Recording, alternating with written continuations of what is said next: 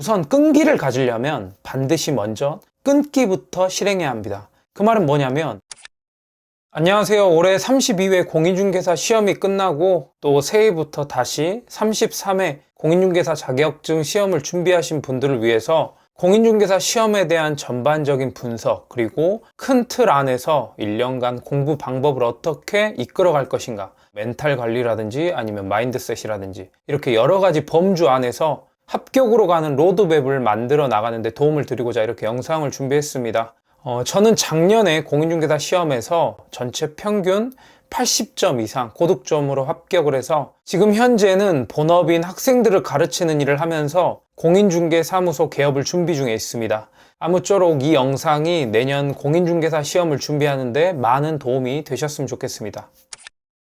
먼저 전반적인 공인중개사 시험에 대해서 알려드리겠습니다. 작년 40만 명이라는 역대급 응시 인원으로 공인중개사 자격증이 각종 언론이나 아니면 매체의 화제거리가 되었었는데, 공인중개사라는 직업이 여러 가지로 메리트도 있겠지만 다른 한편으로는 이만큼 인원이 몰렸다는 것은 2030 세대들의 코로나로 인한 취업률 저하, 그리고 경제 상황 악화로 자영업자분들의 폐업으로 인해서 또 중장년층의 퇴직 이후 마땅히 이렇다 할 일거리를 찾기 힘들기 때문에 노후 대비 차원에서 이렇게 공인중개사라는 직업에 많이들 관심을 갖고 도전을 하시는 것 같습니다. 많은 사람들이 도전하고 또 준비한다고 해서 이 시험을 결코 만만하게 봐서는 절대 안 되는 시험입니다. 조금 디테일하게 살펴본다면 공인중개사 시험은 1년에 단 한 번 10월 마지막 주 토요일에 치러집니다. 공인중개사 시험은 1차와 2차로 구분이 되는데 1차 과목은 부동산 학개론과 민법으로 구성되어 있습니다.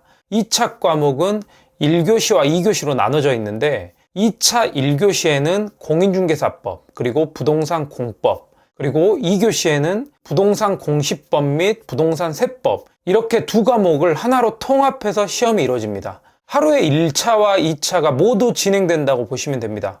다시 1차 과목부터 조금 디테일하게 말씀드리자면 부동산 학개론 40문제, 민법 40문제로 형성이 되어 있습니다. 여기서 중요한 것은 시험지를 보면 부동산 학개론이 1번부터 40번, 민법이 다시 1번부터 40번, 이게 아니라 부동산 학개론이 1번부터 40번, 그리고 민법은 41번부터 80번까지 이렇게 형성이 되어 있습니다. 이 말은 즉슨 이 두 과목이 하나의 토탈 과목이라고 생각하시면 됩니다. 즉, 점수를 주고받을 수가 있다라는 말입니다. 공인중개사 시험은 100점을 만점으로 하고 각 과목당 꽈락이 40점, 그리고 평균 60점 이상을 맞으면 합격할 수 있는 시험입니다. 쉽게 예를 들자면 부동산 학개론을 40점을 맞아도 민법을 80점을 맞으면 총점 120점, 두 과목 평균 60점으로 합격할 수 있다는 뜻입니다. 그렇지만 1차 과목이 아무리 점수가 높아도 2차 과목의 점수를 나눠줄 수는 없습니다. 자, 그럼 2차 과목도 마찬가지겠죠. 2차 과목 점수를 살펴보면 2차 1교시도 중개사법이 40문제, 공법이 40문제입니다.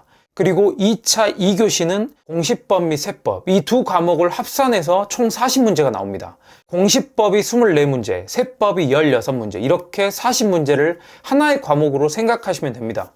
1차 과목과 마찬가지로 2차는 과목끼리 서로 점수를 주고받을 수가 있습니다. 그렇기 때문에 2차 1교시와 2교시 합산해서 40점 미만, 꽈락 없이 총 합산 180점 이상만 맞으면 합격할 수가 있습니다. 예를 들어서 2차 1교시에 중개사법을 100점을 맞고 또 공법을 40점 받고 또 2차 2교시에 있는 공시법 및 세법에 40점을 받아도 총 180점, 평균 60점으로 합격한다는 뜻입니다. 그리고 여기서 2차 2교시 공시법 및 세법에 대해서 많은 분들이 질문을 주시는데, 공시법 24문제를 다 맞고 세법 16문제를 모두 틀려도 상관이 없습니다. 자, 정리하자면 1차는 두 과목 합쳐서 120점을 받으시면 됩니다. 여기서 나누기 2하면 60점이 되고요. 2차는 1교시, 2교시 세 과목을 모두 합쳐서 180점을 맞으면 됩니다. 여기서 나누기 3을 하면 평균 60점으로 합격을 합니다. 물론 각 과목당 40점 꽈락은 넘기셔야 합니다. 그 다음은 시험 시간에 대해서 간략하게 설명을 드리겠습니다. 1차 시험은 9시까지 입시를 해서 준비하시고 시험 시작은 9시 30분부터 11시 10분까지. 부동산 학개론 40문제, 민법 40문제, 총 80문제를 100분 동안 봅니다.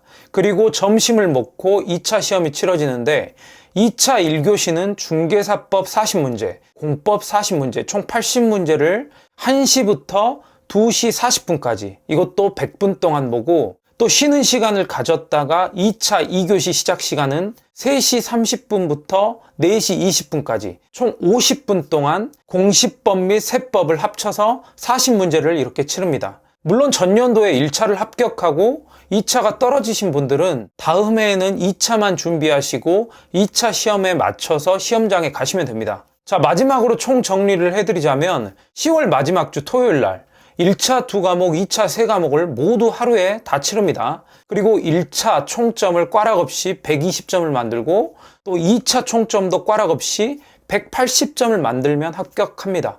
만약 1차가 합격되고 2차가 떨어지면 다음 해에 2차만 준비하시면 됩니다. 1년만 유예기간을 주기 때문에 꼭 그 다음에는 합격하셔야 합니다. 만약 그 다음에 2차를 합격하지 못하면 또다시 1, 2차를 모두 준비하셔야 합니다. 그런데 만약 1차가 불합격 점수가 나오고 2차 점수는 합격 점수가 나왔다. 그럼 어떻게 될까요? 그냥 좋은 경험일 뿐입니다. 그 다음에 다시 1차, 2차 모두를 준비하셔야 합니다. 그렇기 때문에 공부 비중을 1차에 조금 두는 것이 그나마 단기간에 합격으로 가는 지혜로운 방향이 아닐까 싶습니다. 그 다음 합격률과 난이도에 대해서 말씀드려 보겠습니다.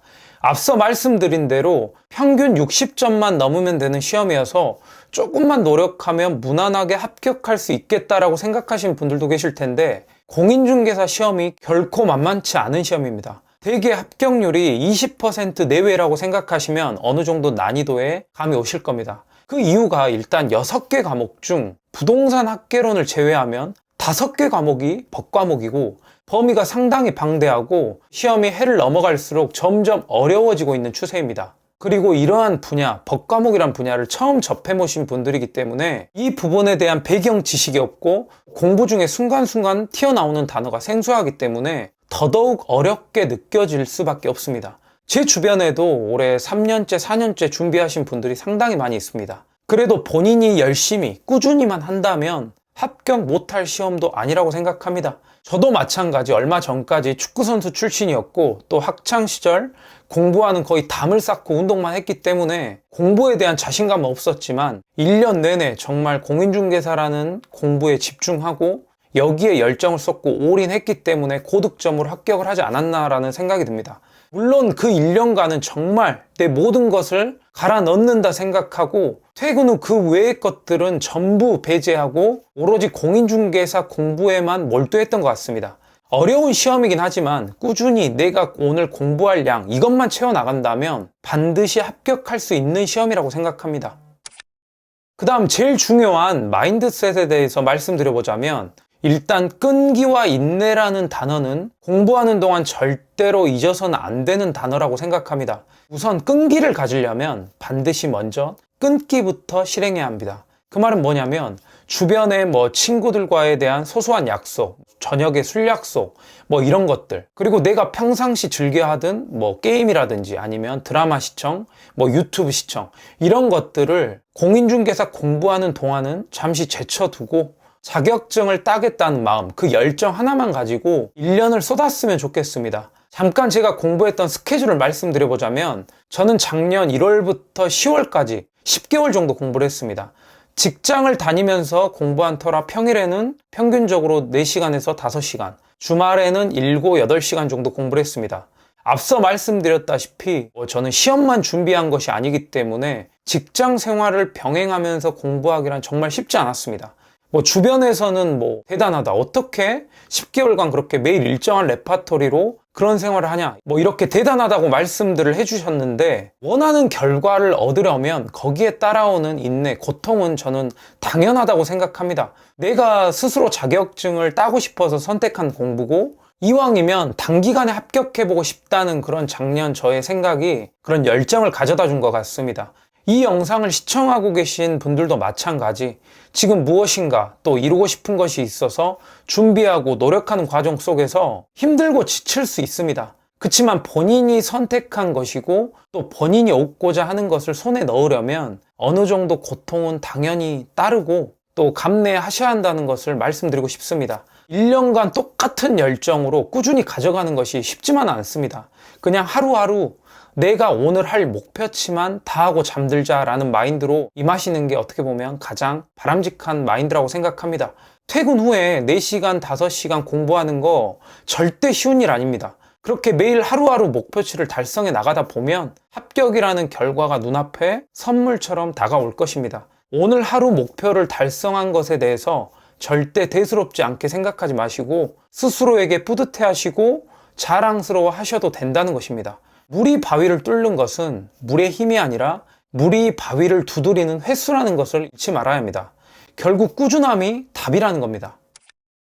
끝으로 마지막 동기부여를 심어드리고 싶어서 전해드릴 말씀은 한 매체 연구 결과에 따르면 이 바쁜 현대사회 일상 속에서 지금 하고 있는 일 외에 다른 무엇인가 도전해보고 싶다는 생각을 한 적이 있나요? 라는 질문에 그렇다라고 대답한 사람이 72%라고 합니다.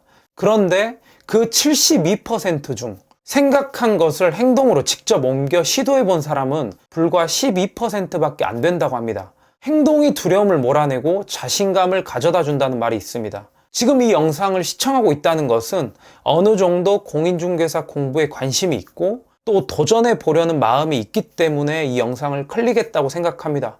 시작이 반이라고 했습니다. 공인중개사 자격증뿐만 아니라 다른 모든 분야도 마찬가지 생각으로만 끝내지 마시고 끝까지 실천하고 행동으로 옮기셨으면 좋겠고 또 이왕 하는 거 긍정적인 마음으로 즐겁게 실천해 나가셨으면 좋겠습니다. 마음이 즐거워야지 자신감도 생길 수 있습니다. 고통 없이는 그 아무것도 얻을 수 없다고 했습니다. 열정도 정말 좋은 단어지만 그보다 더 중요한 단어는 앞서 말씀드린 대로 끈기와 인내라고 생각합니다. 공인중개사 공부를 시작하면 순간 처음에 너무 어렵다라는 생각 때문에 금방 포기해버리고 또 겁먹어버려서 멘탈이 흔들리고 또 괜히 시작했나라는 생각이 들 수도 있습니다. 많은 사람들이 이 지점에서 포기하거든요. 하지만 끈기와 인내를 가지고 그 임계점을 넘어선다면 그 잠재력은 본물 터지듯 일어날 거라고 생각합니다. 물이 99도에서 끓지 못하고 100도씨에서 끓는 것처럼 마지막 1도를 올릴 수 있는 그 임계점, 그 한계를 넘어서야 합니다. 우리의 인생 목표를 성공한다 이게 아니라 성공할 때까지 실패한다 이런 마음가짐으로 임하는 것이 저는 바람직하다고 생각합니다. 영상 시청해 주셔서 감사드리고 궁금하신 사항이나 질문이 있으시면 언제든지 댓글로 남겨주시면 감사하겠습니다. 2022년 여러분들의 모든 일상을 응원하겠습니다. 따뜻한 연말 연시 보내십시오. 감사합니다.